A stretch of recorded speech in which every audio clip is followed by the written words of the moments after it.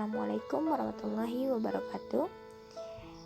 Perkenalkan, kami dari kelompok 4 akan menjelaskan tentang kaidah asasi 2, yakin atau al-yakin la yuzalu bi al-syak, yang dibimbing oleh Bapak Dr. Aidil Novia MA. Kami dari mahasiswi jurusan Ekonomi Syariah, Fakultas Ekonomi dan Bisnis Islam di Universitas Islam Negeri Imam Bonjol Padang, yang beranggotakan 4 orang. Silakan disimak. Bismillahirrahmanirrahim. Assalamualaikum warahmatullahi wabarakatuh. Nama Firdaningsi dengan NIM 1916011046 dari kelompok 4 jurusan Ekonomi Syariah B. Assalamualaikum warahmatullahi wabarakatuh. Perkenalkan, nama saya Mayoran Feriza, NIM 1916010047. Saya dari jurusan Ekonomi Syariah B.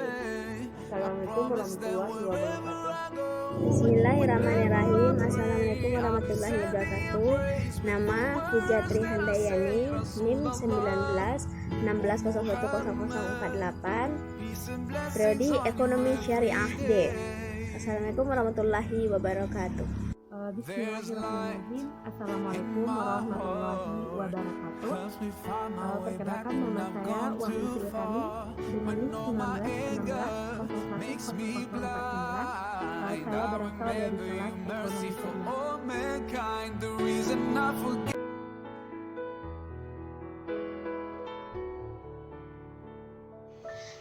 Baiklah, di sini saya akan menjelaskan yang dimaksud dengan yakin.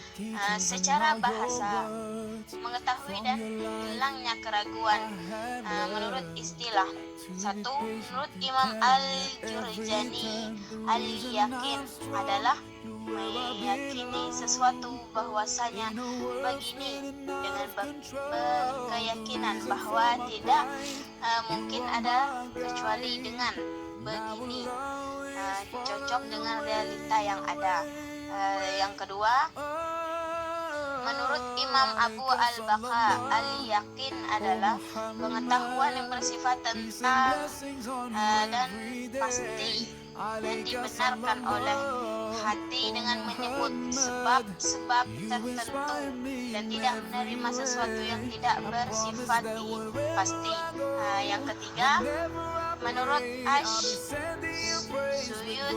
menyatakan al-yakin adalah sesuatu yang tetap dan pasti yang dapat dibuktikan melalui penelitian dan penyertaan bukti-bukti yang mendukungnya. Selanjutnya, menurut keabsahan adalah sesuatu yang menjadi tetap karena penglihatan, pencitraan, atau dengan adanya dalil-dalil. Ada pula yang mengartikan sesuatu yang sudah yakin tidak akan dapat dihilangkan dengan keraguan-keraguan.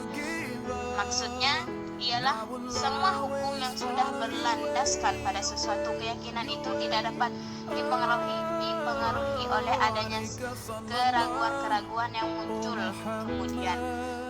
Sebab rasa ragu yang merupakan unsur eksternal dan muncul setelah yakin tidak akan bisa menghilangkan hukum yakin yang telah ada sebelumnya. Adalah tercapainya sesuatu kemantapan hati pada satu objek yang telah dikerjakan, baik kemantapan itu sudah mencapai pada kadar ukur pengetahuan yang mantap atau baru sekedar dugaan kuat. Baiklah, selanjutnya apa yang dimaksud syak? Menurut bahasa, artinya adalah ragu atau bingung. Menurut bahasanya, syak adalah anonim dari al-yakin dan juga bisa diartikan sesuatu yang membingungkan. Dengan yang dimaksud dengan al-yakin di sini, yaitu artinya sesuatu pertentangan antara kepastian dengan ketidakpastian tentang kebenaran dan kesalahan dengan kekuatan yang sama dalam arti tidak dapat diterjihkan dalam satunya. Menurut Imam Al-Maghari, syak adalah sesuatu yang tidak menentu, meragukan antara ada atau tidak. Yang kedua, menurut Imam Al-Jurjani, syak adalah sesuatu yang tidak menentu, dalam kurung meragukan, antara sesuatu yang saling berlawanan tanpa dapat dimenangkan salah satunya. Menurut terminologi adalah setara antara dua perkara, yaitu berhenti atau tidak bisa menentukan di antara dua perkara dan hati, tidak condong pada salah satunya. Yang selanjutnya, diperoleh pengertian secara jelas bahwa sesuatu yang bersifat tetap dan pasti tidak dapat dihapus kedudukannya oleh sesuatu yang bersifat tetap dan pasti, di mana hukum asal itu adalah terbebas seorang dari beban tanggung jawab, sehingga al-yakin bukan termasuk sesuatu yang terbeban. Makna kaidah, di mana di sini itu tentang makna kaidah dari yakin. Yakin secara bahasa adalah kemantapan hati, diambil dari kalimat bahasa Arab yang artinya yaitu air itu tenang di dalam kolam. Yakin juga dapat diartikan dengan ilmu yang tidak ada keraguan di dalamnya. Adapun juga tentang asyak secara bahasa artinya adalah keraguan. Maksudnya adalah keraguan dan kebimbangan terhadap dua hal yang tidak bisa dikuatkan salah satu dari keduanya. Makna kaidah di atas adalah bahwa suatu perkara yang diyakini telah terjadi tidak bisa dihilangkan kecuali dengan dalil yang pasti dan meyakinkan. Dengan kata lain, tidak bisa dihilangkan hanya dengan sebuah keraguan. Demikian pula sebaliknya, suatu perkara yang diyakini sebelum terjadi maka tidak bisa dihukumi telah terjadi kecuali dengan dalil yang meyakinkan pula. Menurut Abu Hanafiyah, sesuatu yang ditetapkan dengan cara penelitian dari segala segi dan meyakinkan dari seluruh seginya, hukumnya ditetapkan sesuai dengan penelitian tersebut sebelum terdapat bukti kuat yang mengingkarinya. Kaidah asasi mengenai keraguan dan keyakinan. Diketahui ada 11 macam subkaidahnya, yang diantaranya yang pertama, apa yang yakin bisa hilang karena adanya bukti lain yang meyakinkan pula. Dan yang kedua, apa yang ditetapkan atas dasar keyakinan tidak bisa hilang kecuali dengan keyakinan lagi. Dan yang ketiga, hukuman asal adalah bebasnya seseorang dari tanggung jawab. Dan yang keempat, hukum asal itu tetap dalam keadaan tersebut selama tidak ada hal lain yang mengubahnya. Kelima, hukum asal adalah ketiadaan. Dan yang keenam, hukum asal adalah penyandaran suatu peristiwa kepada waktu yang lebih dekat dengan kejadiannya. Selanjutnya, hukum asal dalam segala peristiwa adalah terjadi pada waktu yang paling dekat kepadanya. Selanjutnya, hukum asal segala sesuatu itu adalah boleh sampai ada dalil yang menunjukkan keharamannya. Selanjutnya, hukum asal segala sesuatu adalah larangan atau haram. Dan hukum asal dari satu kalimat adalah arti yang sebenarnya. Dan yang terakhir, hukum asal dalam ibadah madhah adalah batal sampai ada dalil yang memerintahkannya. Materi selanjutnya yaitu mengenai asal kaidah atau dalil. Dari kaidah asasi al-yakin la yuzal bi al-syak ini kemudian muncul kaidah-kaidah yang lebih sempit ruang lingkupnya. Misalnya, apa yang yakin bisa hilang karena adanya bukti lain yang meyakinkan pula. Contohnya yang pertama, kita yakin sudah berwudu, tetapi kemudian kita yakin pula telah buang air kecil, maka wudu kita menjadi batal. Kedua, kita berpraduga tidak bersalah kepada seseorang, tetapi kemudian ternyata orang tersebut tertangkap tangan sedang melakukan kejahatan, maka orang tersebut adalah bersalah dan harus dihukum. Yang ketiga, si A berhutang kepada si B, tetapi kemudian ada bukti bahwa si A sudah lunas, maka si A yang tadinya berhutang sekarang sudah bebas dari hutangnya. Keempat, ada ada bukti yang meyakinkan bahwa seseorang telah melakukan kejahatan, oleh karenanya harus dihukum. Tetapi bila ada bukti lain yang meyakinkan pula bahwa orang tersebut tidak ada di tempat kejahatan waktu terjadinya kejahatan tersebut, melainkan sedang di luar negeri misalnya, maka orang tersebut tidak dapat dianggap sebagai pelaku kejahatan, karena keyakinan pertama menjadi hilang dengan keyakinan kedua. Inilah yang disebut alibi dunia hukum. Dan dalil kaidah ini dilandasi banyak ayat dalam Al-Quran dan hadis Rasulullah SAW, yang diantaranya yang pertama firman Allah Ta'ala, yaitu pada Quran surat Yunus ayat 36 yang berbunyi, wa ma tibi'u aksaruhum illa zanna inna zunna la yughni minal haqqa syai'a, yang artinya, dan kebanyakan mereka tidak mengikuti kecuali persangkaan saja. Sesungguhnya persangkaan itu tidak sedikit pun berguna untuk mencapai kebenaran. Dan firman Allah Ta'ala yang kedua surat Al-Hujurat ayat 12 yang berbunyi, ya ayyuhalladzina amanu manujtanibu katsiran minaz zanni imba'da zanna ismum, yang artinya, hai orang-orang yang beriman, jauhilah kebanyakan dari persangkaan. Sesungguhnya kebanyakan dari persangkaan itu adalah dosa. Dan itu materi mengenai asal kaidah atau dalil dan makna kaidah dari saya. Baiklah, di sini saya akan melanjutkan kembali materi yang telah disampaikan oleh pemateri kedua tadi, yaitu tentang asal kaidah atau dalil. Hadis Rasulullah SAW yang diriwayatkan oleh Muslim nomor 362 yang berbunyi, Bismillahirrahmanirrahim, Iza wajada ahadukum fi batnihi syai'an fa ashkala alaihi akhraja minhu syai'un am la fala yahrujanna minal masjidi hatta yasma'a sautan aw yajidu rihan, yang artinya, apabila seorang dari kalian merasakan sesuatu dalam perutnya, kemudian dia kesulitan untuk memastikan apakah telah keluar sesuatu kentut atau belum, maka janganlah dia keluar dari masjid atau membatalkan sholatnya hingga dia mendengar suara atau mencium bau. Diriwayatkan dari hadis lain, yaitu dari hadis riwayat Bukhari nomor 137 dan hadis riwayat Muslim nomor 361, yang artinya, dari Abbad bin Tamim dari pamannya berkata, bahwasannya ada seorang yang mengadu kepada Rasulullah SAW bahwa dia merasakan seakan-akan ingin kentut di dalam sholatnya. Maka Rasulullah SAW bersabda, janganlah dia membatalkan sholatnya hingga dia mendengar suara atau mencium bau.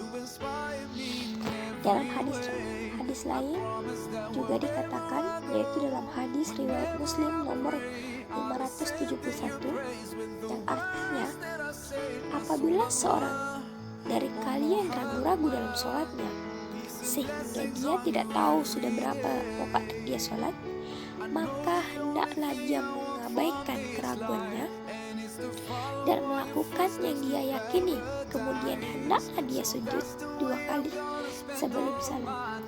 Seandainya dia sholat 5 rakaat, maka kedua sujud itu bisa menggenapkan sholatnya. Dan jikalau sholatnya telah sempurna, maka kedua sujud itu bisa membuat setan marah dan jengkel.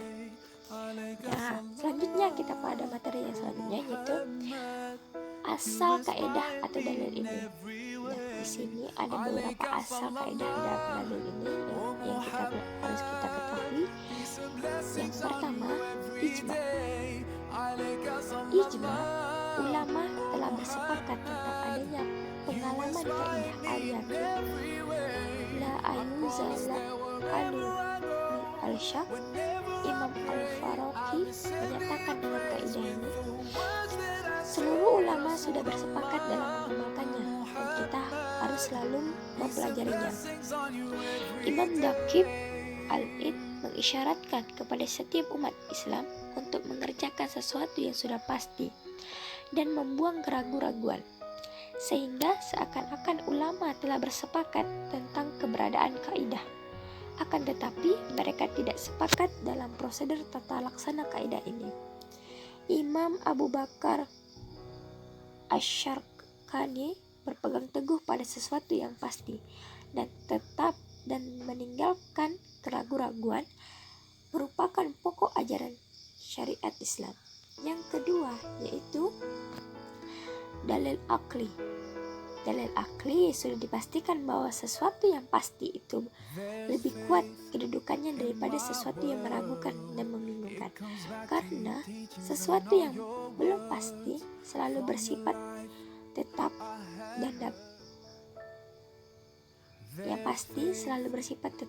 dan dapat dibuktikan dengan menggunakan alat bukti yang sah. Sedangkan sesuatu yang meragukan selalu bersifat membingungkan dan penuh dengan berbagai kemungkinan yang akan datang di kemudian harinya. Nah, di sini ada beberapa aplikasi kaidah atau contohnya. Nah, di sini contoh yang pertama yaitu apabila seseorang telah yakin bahwa sebuah pakaian terkena najis, akan tetapi dia tidak tahu di bagian mana dari bagian dari pakaian tersebut yang terkena najis, maka dia harus mencuci pakaian itu seluruhnya. Yang kedua, apabila ada seseorang yang yakin bahwa dia telah berwudu, kemudian dia ragu-ragu apakah telah batal wudunya atau belum, maka dia tidak perlu berwudu lagi. Yang ketiga, dan begitu pula sebaliknya, apabila seseorang yakin bahwa wudunya telah batal, akan tetapi dia ragu apakah dia telah berwudu lagi atau belum, maka wajib baginya untuk berwudu lagi. Yang keempat, barang siapa yang ragu dalam sholatnya, apakah dia telah sholat 3 rakaat atau 4 rakaat misalnya, maka dia harus mengikuti yang yakin, yaitu yang paling sedikit rakaatnya, yang mana dalam permasalahan ini adalah 3 rakaat. Selanjutnya yaitu yang kelima, begitu pula dalam permasalahan putaran tawaf. Apabila dia ragu beberapa kali dia mau berputar mengelilingi Ka'bah, apakah 2 kali atau 3 kali, maka dia harus menganggap bahwa dia baru berputar 2 kali, dan begitu seterusnya. Baiklah, ini tidak bisa saya sampaikan. Aplikasi kaidah. Barang siapa yang telah sah nikahnya, kemudian dia ragu apakah telah mentalak istrinya atau belum, maka pernikahannya tetap sah. Apabila seorang istri ditinggal suaminya berpergian dalam jangka waktu yang lama, maka dia tetap dihukumi sebagai istri laki-laki tersebut dan tidak boleh baginya untuk menikah lagi. Karena yang yakin adalah bahwa sang suami pergi dalam keadaan hidup, maka tidak boleh menghukumnya telah meninggal kecuali dengan berita yang meyakinkan. Jika ada seseorang yang pergi meninggalkan kampung halamannya dalam keadaan sehat, akan tetapi setelah bertahun-tahun tidak kunjung pulang dan tidak diketahui kabarnya, maka dia tetap dihukumi sebagai orang yang hidup. Yang atas dasar ini tidak boleh diwarisi hartanya sampai datang kabar yang meyakinkan tentang hidup atau matinya. Apabila seseorang yakin bahwa dirinya pernah berhutang, kemudian dia ragu apakah dia telah membayar hutang itu atau belum, maka wajib baginya untuk membayar hutang tersebut, kecuali jika pihak yang mengutangi menyatakan bahwa dia telah membayar hutangnya. Furu'. Ibnu Faris mengartikan secara etimologi, furu' adalah bentuk jamak taksir dari far yang berarti atas atau permukaan, atau ulu atau sumu. Sedangkan secara terminologi, Imam Al-Nasafi berkata, furu' adalah hukum syariat yang berkenaan dengan tata cara manusia dalam menjalankan perintah Allah atau amaliyah. Pendapat ini secara umum menyimpulkan pendapat Al-Syaratani bahwa wilayah pembahasan syariah yang mencangkup aktivitas manusia dalam melakukan perintah Allah dimasukkan ke dalam wilayah furu'. Oleh karenanya, sesuatu yang bisa disimpulkan dengan cara ijtihad atau kias maka dikategorikan furu', seperti masalah-masalah yang dibahas dalam ilmu fikih. Secara sederhana, mencakup permasalahan fikih terkait dengan dalil-dalil hukum sebagai sumber penggalian hukumnya. Pada wilayah ini, ulama atau mujtahid diberi ruang bebas untuk berijtihad dengan menggunakan dalil-dalil yang oleh mayoritas ulama disepakati, baik itu qat'i atau zani, dan tidak terjadi perbedaan di dalamnya yang sampai pada tataran maulum min al-din bi al-darurah. Karena jika sekalipun terjadi kesalahan dalam hasil penggalian hukum dari dalilnya, sebagai mujtahid masih diberi satu pahala. Berdasarkan batasan ini, Ibnu Taimiyah memasukkan aturan agama yang secara umum telah diketahui oleh umat muslim atau ma'lum min al-di bin al-darurah ke dalam bagian hukum syariat yang wilayahnya adalah furu' yang dalil-dalilnya secara umum adalah qat'i. Sehingga apabila terjadi pengingkaran secara sengaja terhadap wilayah furu' yang maklum min al-din bi al-darurah, pelakunya harus diminta untuk bertobat. Apabila dia menerima, maka ia tidak termasuk orang yang keluar dari agama, akan tetapi bermaksiat terhadap perintah Allah Subhanahu wa taala. Akan tetapi, jika sebaliknya, maka berimplikasi khuruj min al-milah. Hal ini berbeda jika yang menjadi dalilnya adalah zani. Berdasarkan hadis yang menjelaskan jaminan satu pahala bagi mujtahid yang keliru dalam ijtihadnya. Oleh karena itu, wilayah furu' bisa menyentuh ke dalam ranah arkah al-fardiyah sekaligus arkan al-mustahabah. Pengertian yang diambil dari sesuatu tujuannya bukan semata-mata kata-kata dari ungkapannya. Sebagai contoh, apabila seseorang berkata, "Saya hibahkan barang ini untukmu selamanya, tapi saya minta uang 1 juta rupiah." Meskipun katanya adalah hibah, tapi dengan permintaan uang, maka akad tersebut bukan hibah, tetapi merupakan akad jual beli dengan segala akibatnya. Di kalangan mazhab Hanafi terdapat kaidah atau tidak ada pahala kecuali dengan niat. Kaidah ini dimasukkan ke dalam al-qawaid al-kulliyah pertama sebelum al-umur bimakasidiha, seperti diungkapkan oleh Qadi Wahab al-Baghdad di al-Maliki. Tampaknya pendapat mazhab Maliki ini lebih bisa diterima karena kaidah di atas asalnya atau tidak ada pahala dan tidak ada sisa kecuali karena niatnya. Apabila perbedaan antara apa yang diucapkan dengan apa yang ada di dalam hati atau diniatkan, maka yang dianggap benar adalah apa yang ada dalam hati. Sebagai contoh, apabila hati niat wudhu, sedang yang diucapkan adalah mendinginkan anggota badan, maka wudhunya tetap sah.